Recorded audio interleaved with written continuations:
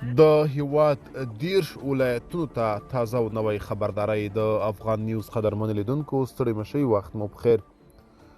د هیواد په 30 ولایتونو کې د باران او واورې اورېدو اټکل شوی دی. د ترانسپورت او هوایي چلند وزارت د هوا پیژندنې ادارې د هیواد په 30 ولایتونو کې د سختو واورو او بارانونو د اورېدو اټکل کړی دی.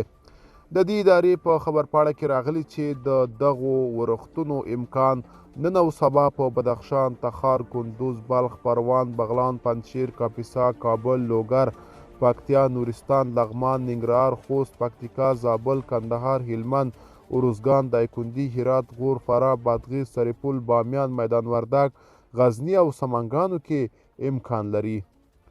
د هوا پیژندنې ادارې د دغو ولایتونو په بېلابېلو سیمو کې د اورښت اندازه له 10 نه تر 15 سانتي مترو او د واورې اندازه له 15 نه تر 45 سانتي مترو پورې اټکل کړی دی. بلخوا بدخشان کې د زیاتې واورې اورېدو له امله 4 لارې بندې شوې. په بدخشان ولایت کې د زیاتې واورې اورېدو او برفکوش له کبله د څو ولسوالیو ترمنځ لارې بندې شوې دي. د بدخشان ولایتي چارواکو ویلي چې د برفکوش له کبله لږ تر لږه 200 ونې چپې شوي او د شغنان او د رازنو د ولسوالیو ترمنځ لارې بندې شوې دي.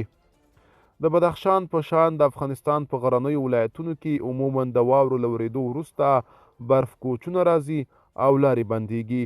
د سالنګ لاره چې د زیاتې واورې د ورېدو له کبله وړمه ورځ بنده شوه، پرون سهار بیرته پرانیستل شوه.